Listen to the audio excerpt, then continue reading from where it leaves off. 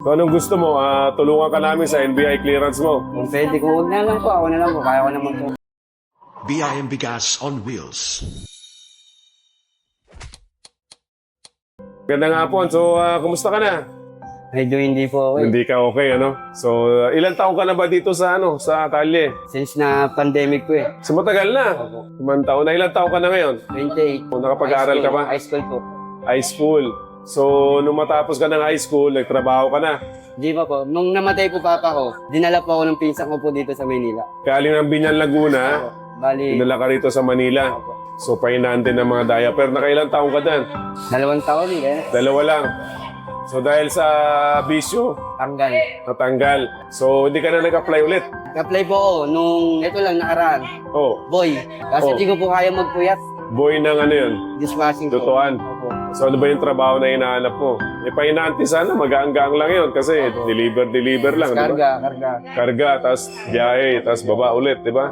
Wala ka na makitang ganong trabaho. Diyan sa Divisoria, marami, bata ka pa naman. Wala po akong pang requirements. Meron lang po ako dito, kumuha po ako sa Comelec. NBI hinahanap clearance, police clearance.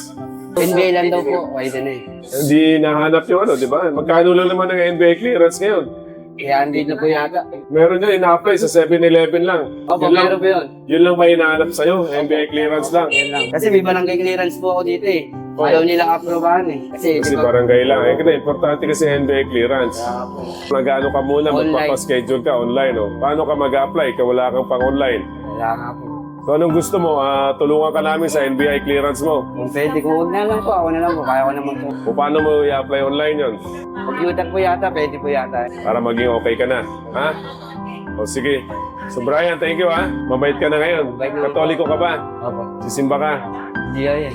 O yan, andyan yung sa Tayuman, Espiritu Santo, sa Intramuros, yung Manila Cathedral. Hindi ka nagsisimba, hindi ka pumapasok ng simbahan. Nahihiya po kasi ako eh. Ba't ka nahiya? Pero nagdadasal po ako paggabi. Dadasal ka. Ano sinasabi mo kay Jesus? Bigyan ako Nagpapasalamat. ng magandang opportunity. Okay.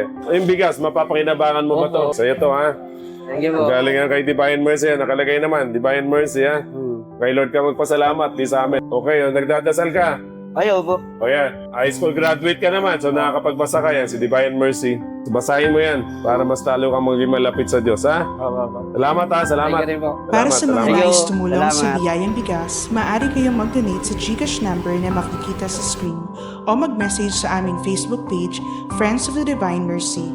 Anumang halaga, malaki man o maliit, ay lubos naming pinasasalamatan at nagbibigay ng pag-asa sa mga nangangailangan.